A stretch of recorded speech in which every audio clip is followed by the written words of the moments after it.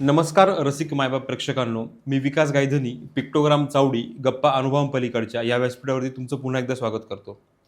मागच्या एपिसोडमध्ये आपण बघितलं की चार ट्रिगर पिरियड होऊन गेलेत आणि पाचवा जो महाकाय ट्रिगर पिरियड आपल्यासमोर येऊन उभा आहे, AI आपण ज्याला म्हणतोय. त्या AIनी काय काय काय काय प्रॉब्लेम्स केलेत, टेक्नॉलॉजी आपल्या आयुष्यामध्ये काय नक्की रोल प्ले करतंय, चांगला आहे की वाईट आहे, या सगळ्या गोष्टींचा आढावा घेतला. परंतु फक्त टेक्नॉलॉजी चांगली की वाईट याचा अभ्यास न करता किंवा याचा आढावा न घेता यातून अपॉर्च्युनिटीज कुठल्या आपल्यासाठी उभ्या राहत आहेत किंवा यातून आपण पुढं कसं गेलं पाहिजे या गोष्टींचा अभ्यास करण्यासाठी किंवा या गोष्टींवरती चर्चा करण्यासाठी आज पुन्हा एकदा आपल्यासोबत आहेत ग्रोथ व्हॅल्यू टेक्नॉलॉजीजचे उमेश किवन सर. पुन्हा एकदा सहर्ष स्वागत. नमस्कार. आणि आज आपल्या ज्या चर्चेला आपण अल्पविराम दिला होता तीच चर्चा मी पुन्हा इथून कंटिन्यू करतोय. आपण AI बद्दल बोलत होतो आणि AIमुळे काय काय काय काय प्रॉब्लेम्स होऊ शकतात किंवा टेक्नॉलॉजी आपल्यावरती किती हावी झालेली आहे याबद्दल आपण नक्कीच बोललो. परंतु आमच्या प्रेक्षकांना फक्त होणारे प्रॉब्लेम्स किंवा निगेटिव्ह गोष्टींबद्दल जाणून न घेता त्यातून बेटर काय करता येईल, त्यातून पुढे कसं जाता येईल याबद्दल जाणून घ्यायचं आहे. करेक्ट. सो ह्या अनुषंगाने आजच्या एपिसोडचा माझा पहिला प्रश्नच हा आहे की AIमुळे नवीन करिअरच्या अपॉर्च्युनिटी कुठल्या तयार होत आहेत?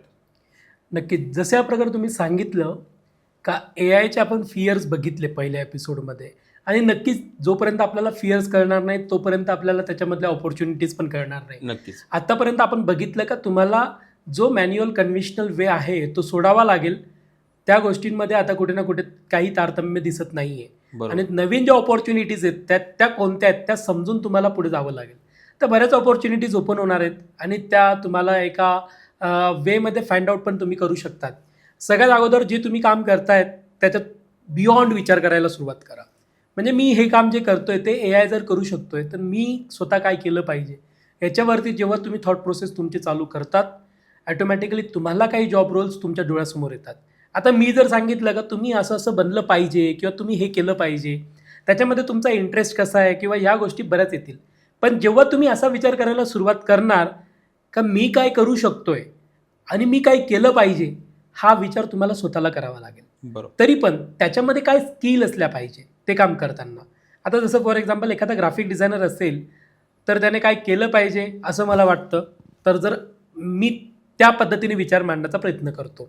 जर मी ग्राफिक डिझायनर आहे ना तर मी असा विचार करेल का मी इंडस्ट्रीला सर्व करण्यासाठी बेटर कॉन्टेंट कसं क्रिएट करू शकतो विथ युझिंग AI, हा मी विचार करेल. त्याच्यासाठी माझ्याकडे AI प्रॉम्प्ट इंजिनियर ही स्किल असणं गरजेचं आहे, ज्याच्यामध्ये I can do the reverse engineering of any particular design. म्हणजे फॉर एक्झाम्पल मी Pinterestवरती जाणार, Pinterestवरती मी नंबर ऑफ डिझाईन्स चेक करणार का ज्याच्यामध्ये मला काहीतरी याच्यामध्ये काहीतरी बियॉन्ड वाटतंय. ओके. आणि त्या डिझाईन्सचे सेन्स चेक करणार, ज्या ज्या गोष्टी आवडतील त्यात इमेजेस मी तिथून डाउनलोड करणार. I will go to the ChatGPTवरती ती डिझाईन अपलोड करणार. मी एक ChatGPTच्या दुसऱ्या विंडोमध्ये एक प्रॉम्प्ट बनवणार. त्या प्रॉम्प्टमध्ये असं लिहिलेलं असेल का तुम्हाला मी दिलेली डिझाईन किंवा अपलोड केलेली डिझाईन ही रिव्हर्स इंजिनियर करायची आणि त्याच्यामधला ग्राफिक डिझायनिंगचा जो सेन्स आहे तो समजून घ्यायचा आहे आणि त्याच्यानंतर तुम्हाला ॲज अ प्रॉम्प्ट रायटर असं ॲक्ट करायचं आहे आणि तिथून तुम्हाला असा प्रॉम्प्ट बनवून द्यायचा आहे का मी याच्यानंतर मला लागणारी कोणतीही डिझाईन अशा डिझाईन कॉन्सेप्टमध्ये बनवून घेऊ शकतो. सो या वेमध्ये मी एक सिस्टीम क्रिएट करतोय, मी AI एजंट क्रिएट करतोय जो अशा टाईपची डिझाईन बनवू शकतोय आणि हा AI एजंट मी मल्टिपल लोकांसाठी मल्टिपल कॉन्टेक्स्टमध्ये यूज करू शकतोय. आता माझ्याकडे एखादा कस्टमर आला ज्याच्याकडे एक टू व्हीलरचं शोरूम आहे किंवा टू व्हीलरचं गॅरेज आहे. आपण असंच एक एक्झाम्पल गृहीत धरूया. बरोबर. आता त्याच्याकडे एक टू व्हीलरचं गॅरेज आहे आणि त्याच्यासाठी मला ती डिझाईन बनवायची आहे. मी काय करणार, मी फक्त त्याचा कॉन्टेक्स्ट टाकणार का हा व्यक्ती आहे, अशा अशा प्रकारचा याचा बिझनेस आहे, अशा अशा प्रकारचं याला डिझाईन हवं आहे, त्याच्यामध्ये हे कॉन्टेंट असलं पाहिजे, असा जो काही कॉन्टेंट असेल हा मी त्याच्यामध्ये फीड करणार आणि लिटरली तो तशीच्या तशी त्या डिझाईन कॉन्सेप्टला उचलून मला डिझाईन बनवून देणार. And that is we are already doing. ह्या प्रकारे आमच्याकडे आत्ता ग्राफिक डिझायनरची रिक्वायरमेंट आहे 15 लोकांची. आम्ही ते काम करतोय 2 लोकांमध्ये. म्हणजे या प्रकारे तुम्हाला सगळ्यात अगोदर प्रॉम्प्ट इंजिनिअरिंग, रिव्हर्स इंजिनिअरिंग, त्याच्यानंतर डेटा ॲनालिसिस, आलेले आउटपुट चेक करणं ते एक्झॅक्टली तशा पद्धतीने आहे का, म्हणजे टेस्टिंग स्किल्स, ह्या स्किल्स तुमच्यामध्ये असल्या पाहिजे beyond the graphic designing skills. आणि या प्रकारे प्रत्येक फील्डमधले जे जॉब्स आहेत ते चेंज होत जातील. म्हणजे एक व्यक्ती जो ग्राफिक डिझायनिंगच करत होता AI थ्रू तो ग्राफिक डिझायनिंगच करतोय, बट इथे तो AIच्या सिस्टीम्स बनवतोय ज्याच्याने अशा वेगळ्या वेगळ्या पॅटर्न्सवरती डिझाईन्स बनवू शकतात आणि तो त्या कंपनीला किंवा तो स्पेसिफिक कॉन्टेक्स्टला हेल्प करू शकतोय. सर तुम्ही आता सांगितलं की तुम्हाला 15 लोकांची रिक्वायरमेंट आहे आणि तुम्ही Correct. 2च ग्राफिक डिझायनरकडनं सगळी कामं करून घेताय. करेक्ट. बरोबर. आत्ताची जी जेन जी आपण ज्याला म्हणतो, जनरेशन झेड आपण ज्यांना म्हणतो, ह्या मुलांचा एक प्रॉब्लेम काय झाला माहिती आहे? एज्युकेशन हवं तसं म्हणजे त्या क्षेत्राचं नॉलेज त्यांना घ्यायचं नाही आहे. करेक्ट. परंतु त्यांना फंड्स खूप जास्त हातामध्ये हवेत. म्हणजे एखादा व्यक्ती असतो जो बेसिक काहीतरी कोर्स केलेला आहे आणि त्याला सॅलरी एक्सपेक्टेशन आहेत 25, 30, 40, 50,000 आणि त्याच जागेवरती AI सारखी गोष्ट जी तुम्हाला इझिली रिप्लेस करते, करेक्ट. अशा मुलांना तुम्हाला काही सांगायला आवडेल का? मला त्यांना असं सांगायचं आहे का सुरुवातीला इंटर्नशिप मॉडेल्स जिथे जिथे अवेलेबल असतील तिथून तुम्ही स्किल घेण्याचा प्रयत्न करा. नक्की प्रत्येकाच्या एक्सपेक्टेशन्स असतात. आता एक गोष्ट लक्षात घ्या का एक व्यक्ती त्याचा 16 ते 17 वर्ष 18 वर्ष जवळपास तो शिक्षणात देतोय. प्रत्येक वर्षाला मिनिमम त्याचे पॅरेंट्स किती खर्च करतात? 2 ते 3 लाख रुपये आज खर्च करतायत. बरोबर. इव्हन ऑल ते जास्त असतील, कमी असतील थोडे बहुत, depends on area, depends on everything.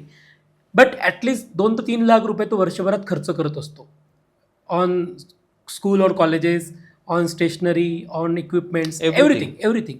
आपण काहीही गोष्टी पकडू शकतो त्याच्यामध्ये. आता 3-3 लाख रुपये जर 18 वर्ष त्याने भरलेले आहेत तर कमीत कमी तो 50 लाख रुपये आपण एक्सपेक्ट करूया की त्याच्या पॅरेंट्सने खर्च केलेले आहेत. आता हा मुलगा जेव्हा मार्केटमध्ये जातो जॉब शोधायला, याला सॅलरी किती दिली जाते? 8,000, 10,000, 15,000, 20,000. बरोबर. ओके. आणि खूपच एक्स्ट्रा ऑर्डिनरी असेल तर 30,000 आजच्या कंडिशनच्या या सॅलरीज आहेत. बरोबर. आता काही पॅकेजेस सोडून द्या ज्याच्यामध्ये ज्या मोठ्या मोठ्या कंपनीज आहेत ज्या प्रकारे त्यांना जॉब्स दिले जातात त्याच्यात खूप कमी आपण हे बघू शकतो कारण 90% रेशो हा ह्या 30,000पर्यंत आहे आणि 10%मध्ये काही आहेत का जे एक्स्ट्रा ऑर्डिनरी आहेत आणि ज्यांना चांगले पॅकेजेस मिळतात. बट 10%पेक्षा 90%चा जो रेशो आहे तो खूप मोठा आहे आणि ते या 90%साठी मला एकच सांगायचं आहे का तुम्ही स्किल्स अडॉप्ट करा. कारण की त्या 10%कडे स्किल होते म्हणून त्यांना मोठे पॅकेजेस मिळाले. राईट. तर मग हे स्किल्स कुठे मिळतील? तुम्हाला हे स्किल्स मिळवण्यासाठी काही इंटर्नशिप्स कराव्या लागतील. मे बी त्या फ्री ऑफ कॉस्ट असू शकतात. मे बी तुम्हाला काही स्टायपेंड थोडंफार मिळू शकतं. But that is your survival period आणि या पिरियडमधून जवळपास सगळेच गेलेत. आम्ही पण गेलेलो आहेत ना. आपणही कमी पैशांमध्ये काम केलेलंच आहे सुरुवातीला. आणि तो जो काही शिफ्ट आहे तो तुम्हाला म्हणजे तो काही वेळ आहे तो काढावाच लागतो. इव्हन ऑल मला असं वाटतं का एज्युकेशनल इन्स्टिट्यूट्सने पण त्यांच्या करिक्युलममध्येच इंटर्नशिप मॉडेल आता आणायला सुरुवात पण केली आहे. बट ते किती % फॉलो होतो तो वेगळा प्रश्न आहे. तो वेगळा. तर ते आणलं पाहिजे आणि ते फॉलो पण झालं पाहिजे. त्यांच्याकडे स्किल्स असतील आणि स्किल्स पण AIकडे आहे तो असं काही त्याच्यामध्ये नाही आहे. बट ॲटलिस्ट त्याच्याकडे सरफेस लेवलच्या स्किल्स असल्या पाहिजे जेव्हा तो मार्केटमध्ये येतोय. मग त्याला आज थोडा कमी याच्यात करावा लागेल. बट त्याच्याकडे एकदा स्किल्स आले, प्रेझेंटेशन स्किल्स आल्या, या गोष्टी वापरून त्याला बेनिफिट होणार आहे पुढे. म्हणजे आपण इन शॉर्ट हेच सांगण्याचा प्रयत्न करताय की तुम्ही रिटर्न्सवरती फोकस करण्यापेक्षा तुमच्या स्किल्सवरती फोकस करा. कारण स्टार्टिंगचे 5 वर्ष हे फक्त आणि फक्त आपल्या सेल्फ डेव्हलपमेंटवरती फोकस केले गेले पाहिजे. म्हणजे माझी या व्हिडिओमधून जे काही पॅरेंट्स आहे त्यांना पण सांगायचं आहे का मार्केटमध्ये पूर्वीसारखे कॉम्पिटिशन नाही आहे. पूर्वी कसं असायचं का आपल्याला अजूनही एक्झाम्पल कसे दिले जातात का बघ तुझे आजोबा बघ ते 7वी पास होते आणि त्यांना लगेच शिक्षक म्हणून घेतलं. आज तशी परिस्थिती नाही आहे. आजची परिस्थिती अशी आहे का PhD झालेली पण मुलांना नोकरी नाही आहे. तर मग कुठेतरी तुम्हाला हे ॲक्सेप्ट करावं लागेल आणि त्याच्यावर जशी परिस्थिती असेल तशा पद्धतीने पण वागावं लागेल. बरोबर. सर स्मॉल बिझनेस जे आहेत आणि जे स्टार्टअप आहेत यांच्याकरता AIच्या ऑपॉर्च्युनिटी कशा आहेत? मला असं वाटतं का स्मॉल बिझनेससाठी खूप मोठ्या ऑपॉर्च्युनिटीज मला दिसत आहेत. अगोदर आपण 10-15 वर्षापूर्वीचा जर विचार केला तर ज्या कंपनीकडे सगळ्यात जास्त एम्प्लॉई आहेत, ज्यांचा एम्प्लॉईज टॅक्स सगळ्यात जास्त, ती कंपनी सगळ्यात मोठी असा विचार केला जायचा. आणि त्याच्यावरूनच आपण टाटा, अंबानी या सगळ्या कंपन्यांकडे बघतो. बरोबर. का यांचा इन्फ्रास्ट्रक्चर खूप मोठा आहे, यांच्याकडे पैसे खूप मोठे आहेत, यांच्याकडे लाईक फॅक्टऱ्या खूप मोठ्या आहेत, यांच्याकडे जागा खूप भरपूर आहे. अशा पद्धतीने आपण कंपनीचा पर्स्पेक्टिव्ह बघायचो. कंपनीकडे तो पर्स्पेक्टिव्ह होता बघण्याचा का त्यांच्याकडे इन्फ्रास्ट्रक्चर आहे आणि म्हणून त्या कंपन्या मोठ्या आहेत. आजकाल तसा शिफ्ट राहिलेला नाही आहे. आजकाल तसा माइंडसेट राहिलेला नाही आहे. Within small team you can do lot of things. तुमच्याकडे AI किंवा टेक्नॉलॉजी यूज करण्याचं लिव्हरेज असलं पाहिजे. आज ज्या कंपनीकडे टेक्नॉलॉजीचं लिव्हरेज आहे ती कंपनी सगळ्यात मोठी आहे असं पकडलं जातं. बरोबर. व्यक्तींना चेंज केलं AI एजंट्सने. म्हणून स्मॉल टीमसाठी जास्त आपण जे म्हणलो स्मॉल टीमसाठी ऑपॉर्च्युनिटी का दिसते, कारण की स्मॉल टीम ह्या लवकर अडॉप्ट करू शकतात काही गोष्टींना. मोठ्या कंपनीजला टेक्नॉलॉजी अडॉप्ट करणं म्हणजे ही खूप मोठी प्रोसेस असते, बरोबर. कारण की त्यांना सगळ्या गोष्टींवरती काम करावं लागतं. छोट्या कंपनीजला हे इझी आहे, आणि जर ते त्या गोष्टींना अडॉप्ट करतात तर त्या मोठ्या होण्याचे चान्सेस खूप लवकर वाढलेत. आज आपण बघतो का बऱ्याच स्टार्टअप कंपनीज खूप लवकर ग्रो होताना आपल्याला दिसतात. होय. जस्ट युझिंग टेक्नॉलॉजीचा वापर करून बरीच अशी ॲप्लिकेशन्स आपण आज बघतो. आपण एक्झाम्पल घेऊया, जर Ola, it's only the startup based on the technology. Right. Oyo startup based on the technology. Zomato startup based on the technology. हा, यांच्या मागे एक बिझनेस थिंकिंग आहे, बट आज जो फ्रंटला काम करणारा जो चेहरा आहे दॅट इज द टेक्नॉलॉजी. तर मग कुठे ना कुठे आता तुम्हाला स्मॉल कंपनीजला ग्रो होण्यासाठी एक चान्स दिसतोय.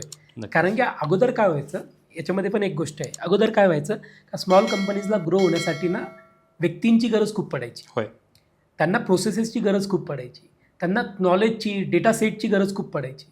आणि ते डेटा सेट्स घेणं किंवा ह्या सगळ्या गोष्टी घेणं एका लहान कंपनीला तेवढं खिशाला परवडणारं नव्हतं. पण आजच्या कंडिशनला ह्या सगळ्या गोष्टी AI मुळे किंवा टेक्नॉलॉजीमुळे खूप इझी झालेल्या आहेत.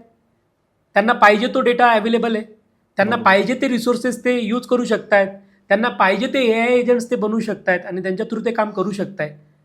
म्हणजे स्मॉल कंपनीकडे खूप मोठा मार्केटिंग डिपार्टमेंट असणं आज खूप मोठी गोष्ट राहिलेली नाही. सर, मागच्या भागामध्ये आपण काही गोष्टींवरती बोललो होतो, जसं विजन असेल किंवा प्रेझेन्स ऑफ माइंड असेल, out of the box thinking असेल, ह्या गोष्टी ज्यांच्याकडे आहेत तेच लोक याचा फायदा घेऊ शकतील असं तुम्ही म्हटले होते. करेक्ट. नक्की कसं? बघा, याचं एक एक्झाम्पल पण आपण मागच्या याच्यामध्ये घेतलं होतं, परत आपण घेऊया. अल्लादीन का चिराग है, अल्लादीन ने चिराग घिसा, उसमें से वो क्या बोलते अपना वो जो भाप निकली और वो आया और वो बोला हुकुम मेरे आका. बराबर. ओके, अभी हम 2 लोग हैं. मैंने बोला कि भाई मेरे को एक शॉप चालू करनी है, तो देखो क्या जुगाड़ बनता है करा दो. फिर मेरे को एक सिटी में शॉप चालू करनी है और ग्रोसरी शॉप डालनी है, अपना उतना ही गोल है, उतना ही अपना विज़न है. तुम आए, तुमने बोला साला 1000 करोड़ की कंपनी बनानी है, उसके लिए जो जो चाहिए वो बोल, मैं सब करने के लिए तयार हूँ.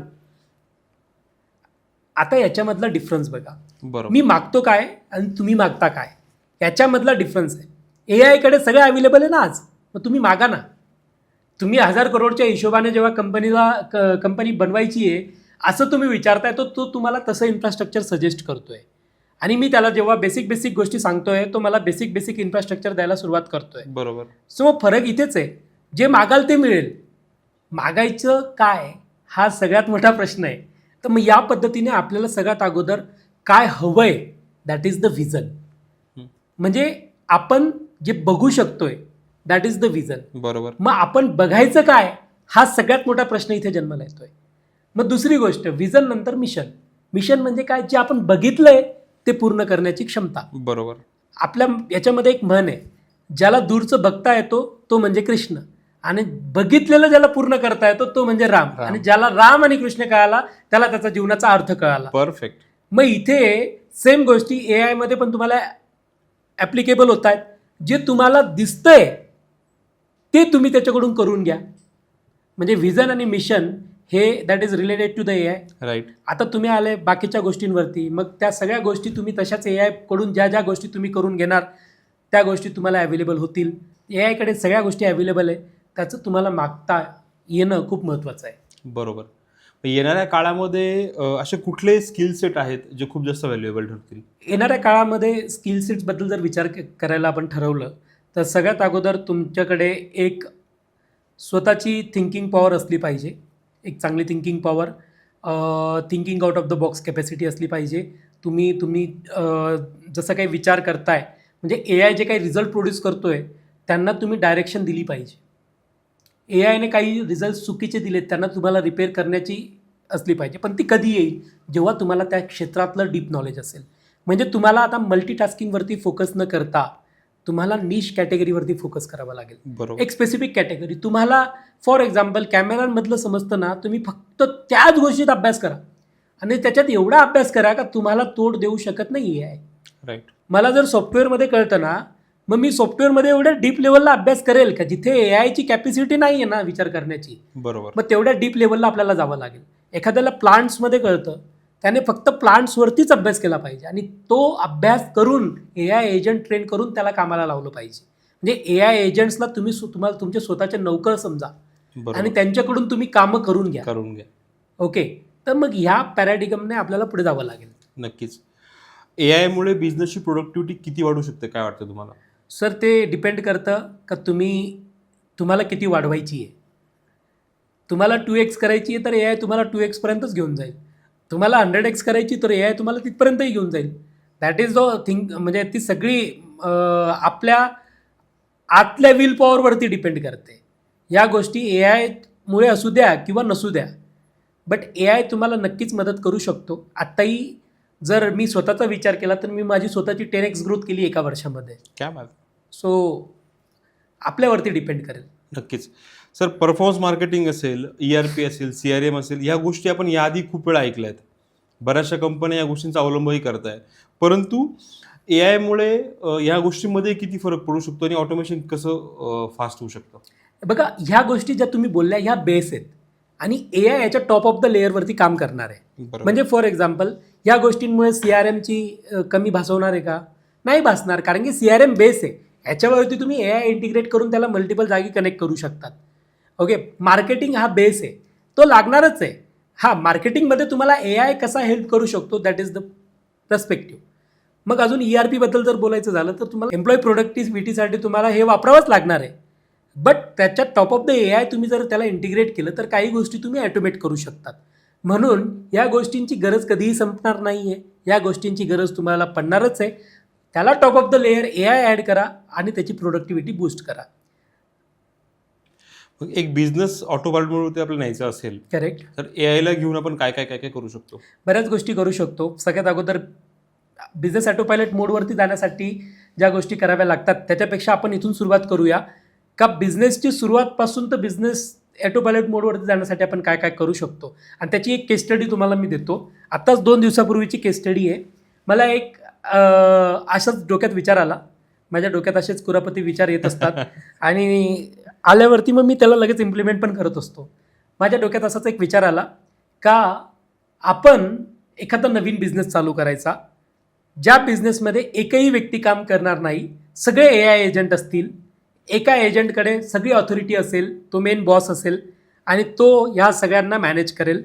त्याच्याकडे सगळी डिसिजन ऑथॉरिटी मी देऊन टाकेल, त्याच्याकडे सगळी थिंकिंग पॉवर मी देऊन टाकेल, त्याला जे जे काही गरजेचं आहे ते सगळे टूल्स मी त्याला कनेक्ट करून देऊन टाकेल. He will do the business for me. तो माझा मॅनेजर आहे किंवा तो माझा CEO आहे आणि तो त्याची फौज स्वतः उभी करेल आणि ती सगळी फौज एआय एजंटची असेल. हा माझा कॉन्सेप्ट होता. मी त्याच्यावरती 2 दिवसापूर्वी काम चालू केलं. लिटरली 2 दिवसामध्ये. मी बरा वेळ दिलेला नाही आहे बरं का, ऑलरेडी पॉडकास्टची तयारी होती तर मी बराच वेळ दिलेला नाही आहे आणि त्याच्यामध्ये मी 1 दिवस बाहेर पण होतो. तर मला जेवढा वेळ मिळाला तेवढ्या वेळात त्याने 2 दिवसामध्ये ॲटलिस्ट बिझनेस फाउंडेशनची स्टेज कंप्लीट केलेली आहे. क्या बात आहे. म्हणजे त्याच्यामध्ये त्याने काय केलं मी तुम्हाला सांगतो. त्याने सगळ्यात अगोदर अभ्यास केला का मी त्याला जे काही इनपुट्स दिले त्याच्यावरती अभ्यास केला. त्याच्यानंतर त्याने मार्केट रिसर्च केलं. त्याच्यानंतर त्याने 3 प्रोडक्ट काढले. त्याच्यातला विनिंग प्रोडक्ट हा रिसर्च करून फाइंड आउट केला. जो विनिंग प्रोडक्ट निघाला त्याच्यावरती त्याने टार्गेट ऑडियन्स फाइंड आउट केली. त्याच्यावरती पूर्ण मार्केटिंग स्ट्रॅटर्जी त्याने बनवली आहे. त्याचं पूर्ण सेल्स फ्रेमवर्क त्याने बनवलेलं आहे की त्याला कसं विकायचं आहे. त्याच्यानंतर त्याचं पूर्ण ऑपरेशनल इफिशियन्सी कशी मॅनेज होणार आहे, त्याचे SOPs आणि त्याला लागणारे जेवढे काही एआय एजंट्स आहेत त्याने सगळे बनवून ठेवलेले आहेत आत्तापर्यंत. आता फक्त एक्झिक्युशन मोडमध्ये जायचं आहे. म्हणजे तो प्रोडक्ट जो असेल आणि ॲटलिस्ट त्याने हाही विचार केलेला आहे का ह्या सगळ्या प्रोसेसमध्ये त्याला डिजिटल प्रोडक्टच लागणार, कारण की त्याच्या हातात ह्या गोष्टी कंट्रोलमध्ये कोणत्या आहेत का डिजिटल गोष्टी त्याच्या कंट्रोलमध्ये आहेत. तर त्याने जे 3 प्रोडक्ट मला सजेस्ट केले होते त्याच्यात 3 प्रोडक्ट डिजिटल होते. आणि हे डिजिटल प्रोडक्टमध्ये त्याने कम्पॅरिझन केलं, सगळं केलं आणि त्याने आता एक प्रोडक्ट सिलेक्ट केलं आणि मी त्याच्यात छेडखानी करत पण नाही आहे. त्याला जो करायचं ना ते करू द्या, त्याला त्याच्या लेवलला डिसिजन घेऊ द्या. दॅट इज म्हणजे दिस इज एक्सपिरियन्स फॉर मी. काय म्हणू शकतो आपण त्याला, मी माझ्यासाठी एक रिसर्च करतोय. सो मी त्याच्यामध्ये छेडखानी करतच नाही आहे. लेट्स सी काय होईल. नक्कीच. आता याच्यामध्ये होतं काय का त्याने पूर्ण फाउंडेशन रेडी करून दिलं. हम्म. म्हणजे आपण एखादा बिझनेस चालू केल्यानंतर विजन बनवतो, मिशन बनवतो, त्याच्या कोअर व्हॅल्यूज बनवतो. अरे सगळं त्यानेच बनवलं, त्याला सांगायचीच गरज पडली नाही. सो तो मला फक्त आता आणि आपण ह्या सगळ्या गोष्टी मेनली ChatGPT मध्ये मॅनेज करतोय. या अजून ओपन क्लॉमध्ये किंवा ज्या ॲडव्हान्स टूल आहे त्याच्यामध्ये जर मॅनेज केल्या, आत्ता तो मला कमीत कमी विचारतोय, तो ते विचारणारही नाही. क्या बात आहे. सो अशा काही गोष्टी आहेत, घडतायत आणि आम्ही नक्कीच, करतोय. नक्कीच नक्कीच. सर एआयची जी रेस सुरू झाली आहे, खरं तर ही रेस पूर्ण जगभरात चालू आहे आणि आपण भारतातही काम करतात, आपल्या Correct. देशातही काम करतात आणि परदेशातही आपले कामं सुरू आहेत. मला प्रश्न असा विचारायचा की ह्या सगळ्या रेसमध्ये आपला भारत कुठे उभा आहे? बघा, यूज करण्यामध्ये भारत पुढे आहे, बट जर भारताचे टूल्स आपण विचार केले तर भारताचे टूल्स खूप कमी आहे. आज आपण जर बघितले तर जेमिनाय, ChatGPT, ग्रोक असे बरेच सारे टूल्स हे जवळपास US रिजनमधून आलेले आपल्याला दिसतात.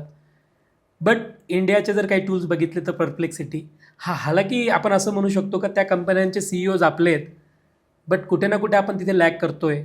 या गोष्टींमध्ये आपण थोडं लक्ष घातलं पाहिजे. म्हणजे आपण लक्ष घालून फायदा नाही आहे, हे थोडंसं सरकारने पण याच्यामध्ये लक्ष घातलं पाहिजे या गोष्टींसाठी. ज्या गोष्टी अजून आपल्या जर सरकारने आत्ता ह्या गोष्टींमध्ये लक्ष घातलं तर नक्कीच आपल्याला AIमध्येही बऱ्याच गोष्टी दिसतील. आणि जर यूज करण्याच्या बाबतीत बघितलं तर खूप कॉन्टेंट हे इंडियन क्रिएटर्सकडून आपल्याला दिसायला मिळतं का जे अफलातून कॉन्टेंट आपण म्हणू शकतो किंवा त्यांचे यूज केसेस आपण बघू शकतो. काही AIचे यूज केसेस जर बघायचे झाले तर इंडियन्सकडून बघितले पाहिजे. बरेच अशी नावं आहेत का ज्यांनी खूप छान छान ॲप्लिकेशन्स AI थ्रू तयार केलेले आहेत आणि जे इफेक्टिवली म्हणजे वापरावेसे वाटतात असे टूल्स आहेत. तर नक्कीच इंडिया पण त्याच्यामध्ये पुढे आहेत आणि नक्कीच ही सगळ्यांचा आपण जर विचार केला तरी सगळ्यांची रिस्पॉन्सिबिलिटी बनते आणि त्याच्यासाठी नक्कीच आपण काम पण करतोय. याच्यामध्ये तुम्ही चांगला प्रश्न विचारला म्हणून मी तुम्हाला सांगतोय. सर AIच्या अवेअरनेससाठी मी सध्या तरी काम करतोय, म्हणून मी टॉपिक देतानाही तुम्हाला AIच दिला. मी AIवरती वर्कशॉप पण घेतलेत. मी AIवरती कॉलेजेसमध्ये जाऊन सेशन्स घेतो आहे फ्री ऑफ कॉस्ट. मी AIवरती वीकली फ्रीमध्ये झूम मिटिंग्सवरती सेशन्स घेतो आहे आणि अवेअर करण्याचं काम करतो आहे. माझं ऑलरेडी 2 जागांवरती माझा इन्कम सोर्स चालू आहे. मला या गोष्टीत फक्त इंटरेस्ट याच्यासाठी आहे का इंडियातली लोकं पुढे गेली पाहिजे, आपली लोकं पुढे गेली पाहिजे. हे टूल्स वापरून तुम्ही तुमच्या बिझनेसमध्ये तुम्ही तुमचा फायदा करून घेतला पाहिजे. तुमचा फायदा झाला तर भारताचा फायदा त्याच्यामध्ये होणारच आहे. तर यासाठी आपला हा सगळा प्रयत्न सुरू आहे.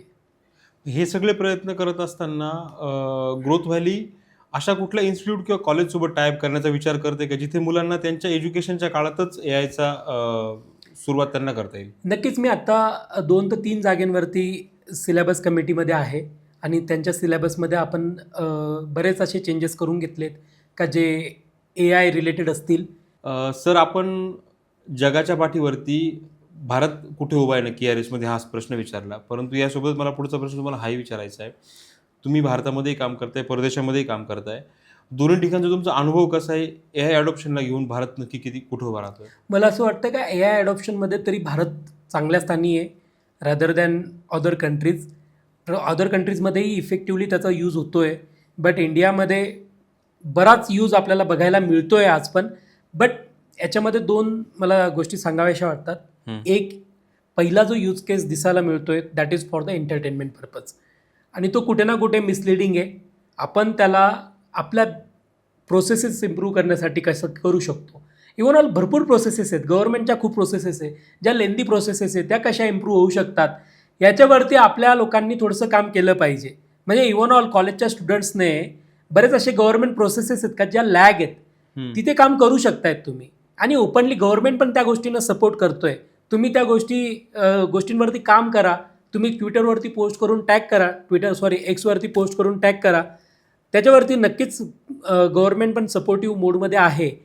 पण तुम्ही जे फक्त आता कॉन्टेंट क्रिएशन किंवा सोशल मीडिया कॉन्टेंट फ्लड्स आणि याच्यावरती काम करतात ते सोडा आणि रिअल प्रॉब्लेम्सवरती लक्ष द्या. बरोबर. सर AIचा वापर वाढत चालला आहे, एज्युकेशन AIबद्दलचं बरंच वाढत चाललं आहे, परंतु यासोबतच इथिकल रिस्क पण वाढत आहे. काय वाटतं तुम्हाला?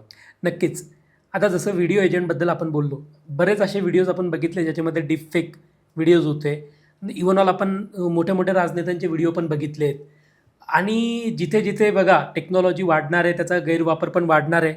जिथे व्हाईट हॅट पर्सन्स असतात तिथे ब्लॅक माइंडेड पर्सन पण असतात. आणि यामध्ये आपण त्या गोष्टींवरती किती थांबू शकतो, कारण की कोणताही टूल हा आपल्याकडे येण्या अगोदर तो हॅकर्सकडे पहिले आलेला असतो. बरोबर. ओके, तो त्यांना यूज करायला अगोदर गेलेला असतो. तर मग कुठे ना कुठे त्या गोष्टी होणार आहेतच, हे आपल्याला समजून चालावं लागेल. पण आपण जेव्हा लाईक आपले फोटोज अपलोड करतोय, आपले व्हिडिओज अपलोड करतोय, आपला पर्सनल डेटा अपलोड करतोय, तो योग्य स्थळी आपण अपलोड करतोय हे आपण चेक केलं पाहिजे. म्हणजे सपोज आपण जेमिनायवरती फोटो एडिटिंग करतोय, दॅट इज ओके का? आपण गुगलला कुठे ना कुठे एक ब्रँड किंवा ट्रस्ट म्हणून बघतोय. बट ती जर थर्ड पार्टी वेबसाईट असेल तर तिथे तुम्ही तुमचे पर्सनल फोटो टाकताना थोडासा विचार करून टाकलं पाहिजे. तर हा माझा एक सल्ला असेल. इथिकल रिस्क बद्दल जर बोलायचं झालं तर तोच स्वतः एक खूप मोठा विषय आहे. आपण आता जिथे काही संभाषण करतोय तो सुद्धा प्रायव्हेट नाहीये. कुठे ना नक्कीच. कुठे आपले मोबाईल्स ते ऐकतायत होय. आणि ते मोबाईल्स तो डेटा कोणत्या ना कोणत्या कंपनीजला ट्रान्सफर करतायत. जेवढे ॲप्लिकेशन आपल्या मोबाईलमध्ये आहेत त्यांच्यापैकी काही आपल्या ऑडिओचा पण ॲक्सेस घेतात. म्हणून आपल्याला तशा टाईपच्या ॲडव्हर्टाइजमेंट आपण बोलल्यानंतर पण दिसतात. तर अशा प्रायव्हेट बऱ्याच गोष्टी राहिलेल्या नाही आहेत. सो इथिकली असं आहे का, जेही करतात त्याचा विचार करून करा. नक्कीच. सर, AI बऱ्याचदा जसं तुम्हीच सांगितलं की तुम्ही तुमचे AI एजंट बनवून ठेवलेत आणि तुमचे व्हिडिओज तसे तुम्ही बनवताय सध्या मागच्या काही दिवसांपासून. तर AI जर कोणाची स्टाईल कॉपी करून जर कंटेंट बनवत असेल, मग त्याला इनोव्हेशन म्हणावं की चोरी म्हणावं? त्याला इनोव्हेशन पण म्हणू शकतात आणि चोरी पण म्हणू शकतात. याच्यामध्ये कसं आहे का, ज्या डीपफेक व्हिडिओजबद्दल आपण बोललो किंवा स्टाईल कॉपी करण्याबद्दल जर बोललो, तर स्टाईल कॉपी करणं हा काही गुन्हा नाही आहे. बट ॲज इट इज तुम्ही कॉन्टेंट कॉपी करतायत किंवा त्या व्यक्तीचा फेस कॉपी करतायत, दॅट इज क्राईम. तर तुम्ही ते करण्या अगोदर थोडासा विचार करून केलं पाहिजे. बरोबर. But style can be copy. स्टाईलवरती कोणाचा कॉपीराईट तसं नाही आहे ना. नक्कीच. म्हणजे मी जसं बोलतो तसं अजून कोणीतरी बोलत असेल तर त्याला काही एवढं हे नाही आहे. हां, बट माझा आवाज ॲज इट इज त्याने जर घेतला आहे, कुठे ना कुठे ते क्राईम आहे. माझी फेशियल एक्सप्रेशन्स किंवा माझा फेस त्याने ॲज इट इज त्याच्या व्हिडिओमध्ये घेतला आहे, then that is crime. Sir, AI इतकं पॉवरफुल होत चाललंय आता. जसं आपण मागच्या एपिसोडमध्ये बोललो, आपण आत्ताही गेली अर्धा तास चर्चा करतोय आणि AI बद्दलच चर्चा करतोय. मग AI जर इतकं पॉवरफुल होत चाललंय तर आपण त्या फिअरवरती फोकस करावं की त्या ऑपॉर्च्युनिटीवरती फोकस करावं? ऑपॉर्च्युनिटीवरती. सगळ्यात अगोदर फिअरवरती तुम्ही फोकस तर केलंच पाहिजे.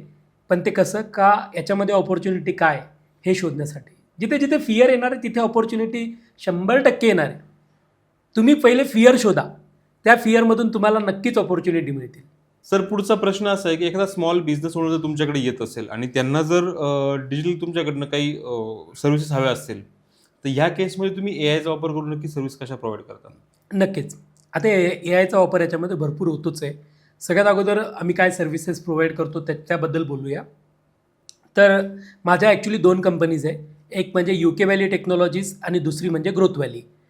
UK व्हॅली टेक्नॉलॉजीज ही कस्टमाइज सॉफ्टवेअर सोल्युशन आणि बिझनेस ॲटोमेशनमध्ये काम करते, ज्याच्यामध्ये आम्ही बिझनेस प्रोसेसेसला ॲटोमेट करण्यासाठी, ऑप्टिमाइज करण्यासाठी मदत करतो आणि त्या बिझनेसला प्रोडक्टिव्हिटी वाढवण्यासाठी मदत करतो. आणि दुसऱ्या याच्यामध्ये आम्ही परफॉर्मन्स मार्केटिंग करतो, ज्याच्यामध्ये त्या बिझनेससाठी योग्य ती ॲडव्हर्टाइजमेंट सिलेक्ट करून त्याला रिझल्ट देणारी ॲडव्हर्टाइजमेंट आम्ही क्रिएट करत असतो. तर दोघांच्या कंपनीज वेगळ्या वेगळ्या आहेत आणि दोघांचा उद्देश हा फक्त बिझनेसला ग्रो करणं हा आहे. तर जेव्हा एखादा बिझनेस आमच्याकडे येतो, त्या बिझनेसचं पूर्ण ॲनालिसिस करून त्याला काय सोल्युशन दिलं गेलं पाहिजे याच्यावरती आम्ही काम करत असतो. मग याच्यामध्ये बरेचसे अशी लोकं येतात का ज्यांच्याकडे आत्ता बिझनेस नाही आहे, पण ज्यांना बिझनेस चालू करायचा आहे. त्यांनाही आम्ही डीप कन्सल्टेशन देतो. त्यांना लाईक 0 to 1 म्हणजे ज्याला आम्ही शून्यात शिखरम नाव दिलेलं आहे. तर शून्यपासून तर त्यांना शिखर गाठण्यापर्यंत आम्ही त्यांना मदत करत असतो. मग याच्यासाठी लागणारं डिजिटल ॲज वेल ॲज दुसरंही काही नॉलेज असेल किंवा कन्सल्टिंग असेल जे आम्ही देऊ शकतो आणि ज्याच्याने त्यांचा फायदा होऊ शकतो, तिथपर्यंत आम्ही काम करत असतो. बट 2 मेजर व्हर्टिकल जर आपण पकडले तर पहिला आहे तुमचा मार्केटिंग, तर तुमचं स्पेसिफिक प्रोडक्ट अँड सर्व्हिसेस लोकांपर्यंत पोहोचवणं, आणि दुसरं लोकांपर्यंत पोहोचल्यानंतर त्या लोकांना आणण्यापासून तर त्यांना प्रॉपर सर्व्हिस देण्यापर्यंतचा पूर्ण प्रोसेस ऑप्टिमायझेशन, ह्या दोघं गोष्टींमध्ये आम्ही काम करतो. बरोबर. सर तुम्ही आता सांगितलं की बिझनेस ग्रो करण्याकरता तुम्ही ॲप्स वगैरे यूज करता, सगळ्या गोष्टी करता मान्य. परंतु फक्त एक सॉफ्टवेअर पुरेसं आहे की तुम्हाला कम्प्लीट डिजिटल सिस्टम तुमच्याकडे असणं गरजेचं असतं? हे बघा कसं आहे का, सॉफ्टवेअर्स हे वेगळे वेगळे आहेत आणि ते प्रत्येक बिझनेसला वेगळे वेगळे लागतात. फॉर एक्झाम्पल आपण टॅलीचं एक एक्झाम्पल पकडूया. तर टॅली एक अकाउंट आणि बिलिंग सॉफ्टवेअर आहे. बट टॅली तुम्ही वापरल्यानंतर तुमचा सगळा बिझनेस ॲटोपायलट मोडवरती जाणार आहे का? नाही. तो फक्त तुमच्या एका डिपार्टमेंटला ॲटोपायलट मोडवरती बरोबर. घेऊन जाऊ शकतोय. बट तोही तुमचा एक स्पेसिफिक बिझनेसला पण टॅली हा सगळ्या बिझनेसेससाठी कॉमन एक सॉफ्टवेअर आहे. बरोबर. ओके. जेव्हा आपण एखाद्या मोठ्या कंपनीजबद्दल बोलतो किंवा एखादी स्टार्टअप कंपनीबद्दल बोलतो तर यांची रिक्वायरमेंट स्पेसिफिक असते. यांना ती प्रोसेस अशीच हवी असते आणि त्या प्रोसेसवरती आम्ही ॲक्च्युली काम करत असतो. तर जसं टॅली तुमचं अकाउंट आणि बिलिंगचं काम सांभाळते तसं तुमचे वेगळे वेगळे डिपार्टमेंट असतात एका कंपनीमध्ये. जसं HR डिपार्टमेंट आहे. मग HRच्या सगळ्या प्रोसेसेस मॅनेज करण्यासाठी तुम्हाला HR मॅनेजमेंट सॉफ्टवेअर लागतं. तुम्हाला अकाउंट आणि बिलिंगसाठी अकाउंटिंगचं सॉफ्टवेअर लागतं. तुम्हाला सेल्स प्रोसेस मॅनेज करण्यासाठी CRM लागतात. तुम्हाला सपोर्ट तिकीट मॅनेज करण्यासाठी तुम्हाला सपोर्टचे सॉफ्टवेअर लागतात. तर असे बरेच सारे टूल्स एकत्र करून एक ERP बनते. ओके. आणि ह्या प्रोसेसेसला ऑप्टिमाइज करत करत करत एका बिझनेससाठी स्पेसिफिक जेव्हा आपण बनवतो ते कस्टमाइज सॉफ्टवेअर सोल्युशनमध्ये जातं. आता याच्यामध्ये जर एक्झाम्पल घ्यायचे झाले तर आपण असे बरेच कंपनीने दिलेलं आहे. आपण एक एक्झाम्पल बेस्ट किचनेटचं घेऊया. बेस्ट किचनेट ही कंपनी वेगळे वेगळे सॉफ्टवेअर्स यूज करत होती. म्हणजे त्यांचं टेलिकॉलिंगसाठी एक वेगळं ॲप्लिकेशन होतं. ते CRM एक स्पेसिफिक त्यांनी कोणाकडून बनवलं होतं ते वापरत होती. त्याच्यानंतर त्यांना फॅक्टरी मॅनेजमेंटसाठी एक वेगळं ॲप्लिकेशन होतं. अकाउंटिंगसाठी ते व्यापार यूज करत होते आणि असेच काहीतरी अजून 10-15 टूल्स वेगळे वेगळे यूज करत होते. मग त्यांचा हा प्रॉब्लेम समजला आणि हा सगळा डेटा वेगळ्या वेगळ्या जागी मेंटेन करणं आणि त्यांचे सगळे सिंक करणं हा सगळ्यात मोठा त्यांना चॅलेंज बनला होता. मग तेव्हा आमची आणि त्यांची भेट झाली. त्यांनी त्यांचा प्रॉब्लेम सांगितला. मग आम्ही त्यांची या सगळ्या गोष्टी एका जागेवरती घेऊन आलो आणि एका जागेवरती आणल्यामुळे त्यांच्या प्रोसेसेस खूप फास्ट झाल्या. ज्या गोष्टी CEO डॅशबोर्डमध्ये एकाच जागेत सगळं मिळतं आहे. त्यांना अकाउंटिंग डिपार्टमेंटचं पासून तर सगळ्या डिपार्टमेंटचं ओव्हरव्ह्यू त्यांना CEO डॅशबोर्डला देऊन टाकलं. म्हणजे ते आता कुठेही असतील जगाच्या कानाकोपऱ्यात त्यांना फक्त तेवढी स्क्रीन ओपन करून बसायचं आहे. त्यांना पूर्ण त्यांच्या बिझनेसचा ओव्हरव्ह्यू तिथे मिळणार आहे. हा त्यांच्यासाठी CCTV झाला. सो अशा प्रकारचं काम आमचं असतं. तसंच आपण जर एक एक्झाम्पल दुसरं घेतलं तर बोरसे काकांबद्दल एक एक्झाम्पल घेऊया. शिवनाथ बोरसे काका एक आमचे कस्टमर आहेत. तर त्यांचं होतं का ते फॅमिली कन्सल्टिंगमध्ये बिझनेस करतात आणि जेव्हा त्यांची मार्केटिंग आम्ही करत होतो तेव्हा एक्झॅक्टली त्यांची मार्केटिंग कशी केली गेली पाहिजे याच्यावरती थोडेसे प्रॉब्लेम्स येत होते आणि त्याच्यामध्ये त्या प्रकारे मार्केटिंग करणं, कुठेतरी फेसबुकच्या रूल्समध्ये बसणं, ह्या सगळ्या गोष्टींमध्ये आम्हाला अडचण येत होती. मग आम्ही त्यांच्यासाठी एक सोल्युशन डिफाईन केलं. आम्ही त्यांच्यासाठी एक मॅट्रिमोनियल ॲप बनवलं. जे ॲप कम्प्लिटली फ्री केलं. ते ॲज अ लीड मॅग्नेट त्यांच्यासाठी काम करतं आहे. त्याच्यावरती लोक येतात, त्यांचे कॅन्डिडेट शोधतात, शोधता त्यांच्या सर्व्हिसेस तिथे बघतात आणि त्या सर्व्हिसेसमधून त्यांना त्यांच्या सर्व्हिसेससाठी लीड्स मिळतात. तर अशा काय आणि ह्या ॲपची मार्केटिंग ॲक्च्युली आम्ही करतो आहे मार्केटिंगमध्ये. म्हणजे मार्केटिंगमध्ये त्यांची सर्व्हिस आम्ही मार्केट करू शकत नव्हतो. पण आम्ही त्यांना एका चॅनलवरती आणलं आणि तो चॅनल ग्रो करतो आहे आणि त्या चॅनलमधून त्यांची लीड जनरेशन प्रोसेस इम्प्रूव्ह केली. म्हणजे अशा प्रकारचं त्या बिझनेसला समजून त्या बिझनेसवरती काय केलं गेलं पाहिजे ह्या गोष्टींवरती आम्ही काम करतो. जेव्हा एखादा कस्टमर येतो ना तेव्हा आम्हालाही माहीत नसतं का आम्ही त्यांच्यासाठी काय करणार आहे. पण जेव्हा येतो त्याच्याशी कन्व्हर्सेशन होतं, 3-4 मीटिंग्स होतात. त्यानंतर आम्ही कोणत्या तरी एका डिसिजन पॉईंटला येतो आणि तिथून मग त्यांची जर्नी स्टार्ट करत असतो. पण मग सर आता बऱ्याचदा असं होतं की जेव्हा आपण डिजिटलला काम करतोय मग कोणी म्हणतं वेबसाईट करा, कोणी म्हणतं ॲप्लिकेशन बनवा, कोणी म्हणतं CRMच्या मागे लागा, कोणी मार्केटिंगसाठी सल्ला देतं. एखादा नवीन किंवा बिझनेस ओनर स्टार्टअप जर असेल तर अशा व्यक्तीने सुरुवात कुठून करावी? आपण जर या गोष्टींबद्दल बोलायला सुरुवात केली, सगळ्या गोष्टी ह्या एका बिझनेसला इम्पॉर्टंट आहेत. बरोबर. जर तुम्ही वेबसाईट बनवली तर वेबसाईटवरती ट्रॅफिक आणण्यासाठी तुम्हाला मार्केटिंग करावं लागेल. जर तुम्ही वेबसाईट बनवली तर वेबसाईटवरती ज्या लीड्स आलेल्या आहेत त्याच्यासाठी तुम्हाला सेल्स टीम लागेल म्हणजे CRM लागेल. जर तुमच्याकडे CRM येतात त्या CRMवरती परत तुम्हाला पाईपलाईन डिझाईन करावी लागेल आणि त्या पाईपलाईनप्रमाणे तुम्हाला अजून परत त्याचे सेल्स फ्रेमवर्क बनवावे लागतील. अशा बऱ्याच गोष्टी या सगळ्या एकमेकांशी इंटरकनेक्टेड आहे. म्हणून आता तुम्हाला जेव्हा तुम्ही बिझनेस स्टार्ट करताय तेव्हा जर तुम्ही लिमिटेड बजेटमध्ये स्टार्ट करत आहात तर इथे तुम्ही कन्सल्टिंग केली पाहिजे एखाद्या IT कंपनीसोबत किंवा आमच्यासोबत आणि तुम्ही जाणून घेतलं पाहिजे का तुमच्या बजेटमध्ये काय काय गोष्टी फिजिबल आहेत. काही गोष्टी या फ्री ऑफ कॉस्ट पण अवेलेबल असतात. बट ते तुम्हाला कन्सल्टिंग केल्यानंतर कळतात का काही गोष्टी ज्या आहेत त्या फ्री ऑफ कॉस्ट कशा अवेलेबल होऊ शकतात.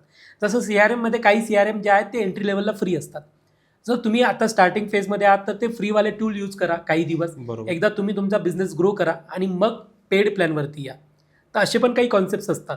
तर तुम्ही अगोदर म्हणजे त्या गोष्टींपासून बाहेर पडण्यापेक्षा त्या गोष्टीत अजून काय मिळू शकते याच्यावरती तुम्ही गेले पाहिजे. सर, जेव्हा UK व्हॅलीचं नाव येतं, UK व्हॅलीला डिजिटल इन्फ्रास्ट्रक्चर प्रोव्हायडर असंही म्हटलं जातं. करेक्ट. नक्की काय कन्सेप्ट आहे? डिजिटल इन्फ्रास्ट्रक्चर प्रोव्हायडर म्हणजे असं का जसं आता फॉर एक्झाम्पल पूर्ण आपण जेव्हा बघतोय का 2015-16च्या नंतर पूर्ण इरा हा चेंज झाला आहे. होय. ओके. याच्या अगोदर फिजिकल सेलिंगला खूप महत्त्व होतं. 2015-16 नंतर या सगळ्या गोष्टी डिजिटली होत आलेल्या आहे. इव्हन ऑल कोविडमध्ये आपण वर्क फ्रॉम होम आणि व्हर्च्युअल ऑफिस ही कन्सेप्ट बघितली. होय होय. अशा बऱ्याच कॉन्सेप्ट आल्या ज्या गोष्टी आता फक्त एका लॅपटॉपवरून किंवा एका मोबाईलवरून सगळं मॅनेज होऊ शकतंय. मग अशा कॉन्सेप्टमध्ये डिजिटल इन्फ्रास्ट्रक्चर प्रोव्हायडर ही कन्सेप्ट पुढे येत जाते. याच्यामध्ये जेव्हा एका बिझनेसला काय काय गोष्टी गरजेच्या आहे का जो जगातल्या कोणत्याही कोपऱ्यामध्ये बसून बिझनेस करू शकतो, मग त्याला ते बिझनेस करण्यासाठीचं इन्फ्रास्ट्रक्चर काय असेल तर तो डिजिटल इन्फ्रास्ट्रक्चर प्रोव्हायडर म्हणून आम्ही ते प्रोव्हाइड करण्याचं काम करत असतो. बरोबर. सर, IT सेक्टरमध्ये काम करत असताना खूप साऱ्या कंपन्या आहेत. म्हणजे आज जसं आपल्या गव्हर्नमेंटने स्टार्टअपला भरपूर फंडिंग सुरू केलं आहे, दिवसागणिक नवीन नवीन स्टार्टअप सुरू होत आहेत. करेक्ट. त्यासोबतच एक महाकाय कंपन्या पण मार्केटमध्ये आहेत. हे सगळं असताना सुद्धा आपण AIचा असा कुठल्या प्रकारचा नक्की वापर करते की आपण सगळ्यांपेक्षा एक वेगळे मार्केटमध्ये उभे राहत आहे? सर, AIचा कुठल्या प्रकारे वापर करतोय जर याच्याबद्दल बोलायचं झालं तर माझ्याकडे ना सर जेवढे कामं आम्ही करतो त्या सगळ्या कामांसाठी AI एजंट्स आहेत आणि त्यांच्या मागे ह्युमन पण आहेत. म्हणजे आमची आत्ता करंट 25 लोकांची टीम आहे. जी 25 लोकांची टीम कमीत कमी 300 ते 350 AI एजंट्सला मॅनेज करते. म्हणजे आम्ही दोघा गोष्टींवरती काम करतो आहे. AI एजंट्स थ्रू आम्ही तुम्हाला सर्व्हिस देतो आहे, but that is verified by the human also. तर हा सगळ्यात मोठा पहिला पॉईंट. दुसरा, आमच्याकडे जे काही एम्प्लॉईज आहेत ते हायली ट्रेन आहेत, त्यांची तशी ट्रेनिंग दिली जाते त्यांना. तर सपोज आमच्याकडून जेव्हा तुम्ही बनवतात तर आम्ही ॲक्च्युली सोल्युशनवरती काम करतो. तुम्ही प्रॉब्लेम घेऊन येतात, आम्ही तुम्हाला सोल्युशन देऊन जातो. तर असे भरपूर जे काही पॅरामीटर्स आहेत ते आम्ही फॉलो करण्याचा प्रयत्न करत चाललो आहे. त्याच्यामुळे जेवढ्या काही कंपनीज आहेत IT कंपनीज, या प्रत्येक कंपनी या वेगळ्या वेगळ्या अँगलने वेगळ्या वेगळ्या वेने त्यांच्या कस्टमरला सपोर्ट देत आहेत. आमचा कस्टमर बेस हा वेगळा आहे. आमचा कस्टमर बेस हा स्टार्टअप कंपनी असू शकतो ज्यांना एक स्टार्टअपमध्ये जायचं आहे आणि त्या स्टार्टअपला लागणारं सगळं डिजिटल इन्फ्रास्ट्रक्चर त्यांना आमच्याकडून हवं आहे. ते आमचे कस्टमर असू शकतात. किंवा परफॉर्मन्स मार्केटिंगसाठी आमचे कस्टमर वेगळे आहेत. परफॉर्मन्स मार्केटिंगमध्ये ज्या कस्टमर्सला एक गोल बेस मार्केटिंग करायची आहे, त्यांना काहीतरी रिझल्ट अचीव करायचं आहे, अशा कस्टमरला आम्ही सपोर्ट करतो. त्याच्यामध्येही आमचे काही रूल्स असतात, ते रूल्स आम्ही फॉलो करतो आणि तेच कस्टमर आम्ही घेत असतो. तर आम्ही वेगळे असण्यापेक्षा आमच्या सर्व्हिसेस वेगळ्या आहेत. आम्ही जे प्रोव्हाइड करतो ते वेगळं आहे. ते सगळ्यांसाठी नाही आहे, आम्ही सिलेक्टेड लोकांसाठी आहोत. तर आपण असा या क्वेश्चनचा अर्थ काढला पाहिजे. पिक्टोग्राम चावडी गप्पा अनुभवांपलीकडच्या ज्यावेळेस आम्ही म्हणतो तर हीच खरं तर अनुभवांची शिदोरी आम्ही आमच्या प्रेक्षकांपर्यंत पोहोचवत असतो.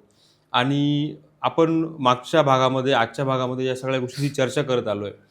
त्या सगळ्या अनुभवांची शिदोरी बांधून मला खरं तर आमच्या प्रेक्षकांपर्यंत पोहोचवताना एकच प्रश्न विचारायचा आहे, ज्या एका प्रश्नामध्ये बऱ्याचशा गोष्टी क्लिअर होतील. तो प्रश्न असा आहे, हे AI श्राप समजावं की वरदान समजावं? ज्यांना फायदा होणार आहे त्यांच्यासाठी वरदान आहे आणि ज्यांचा तोटा होणार आहे त्यांच्यासाठी श्राप आहे. त्याला तुम्हाला असं कोणत्याच पॉईंटवरती आपण घेऊन जाऊ शकत नाही. प्रत्येक गोष्टीचे 2 पैलू असतात. नाण्याचे 2 पैलू असतील तसेच सगळ्या गोष्टींचे 2 पैलू असतात. आता याच्यामध्ये ज्यांचा बिझनेस आहे का त्यांनी 20 वर्षापासून किंवा काही फॅमिली बिझनेसेस असतील जे मागच्या काही 50 वर्षापासून 100 वर्षापासून प्रस्थापित असतील आणि जर त्या बिझनेसला तडा गेलेला आहे तर ते स्वतःसाठी त्याला श्राप समजू शकतील.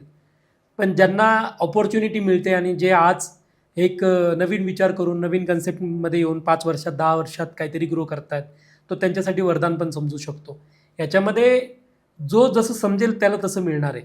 आता सपोज तुमच्याकडे एक अगोदरचा सेटअप आहे चांगला, मग तुम्ही त्याला AI ॲडॉप्ट करून कसं अजून बेटर करू शकतात आणि मार्केटमध्ये परत सर्व करू शकतात किंवा अजून त्याला कसं ग्रो करू शकतात, तुम्ही ह्या अँगलने विचार करणं गरजेचं आहे.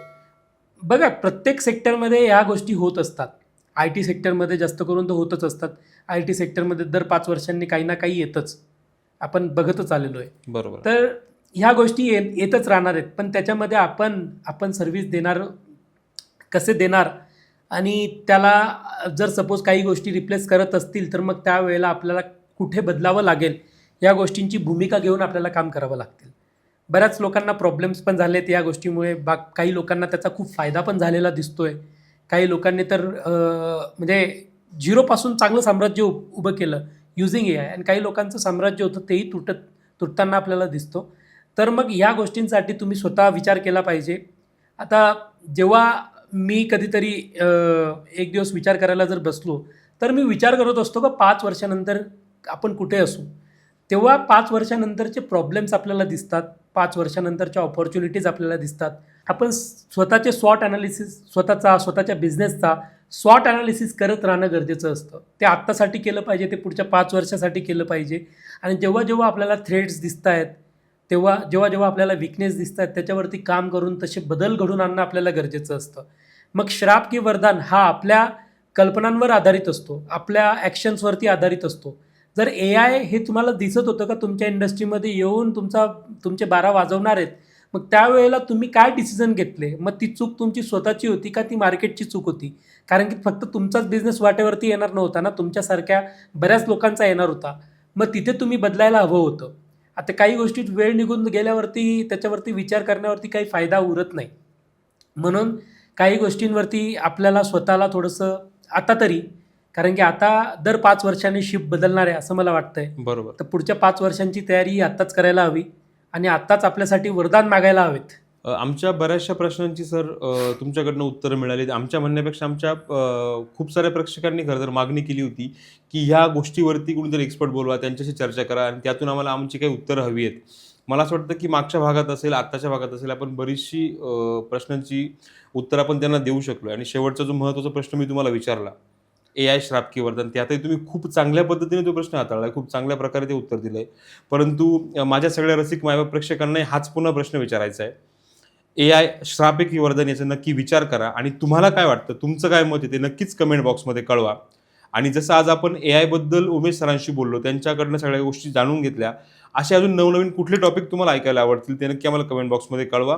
त्या लोकांना आम्ही भेटण्याचा प्रयत्न करू आणि त्यांची सगळी माहिती तुमच्यापर्यंत पोहोचवण्याचा प्रयत्न करतोय. तुर्तास थांबतोय. धन्यवाद.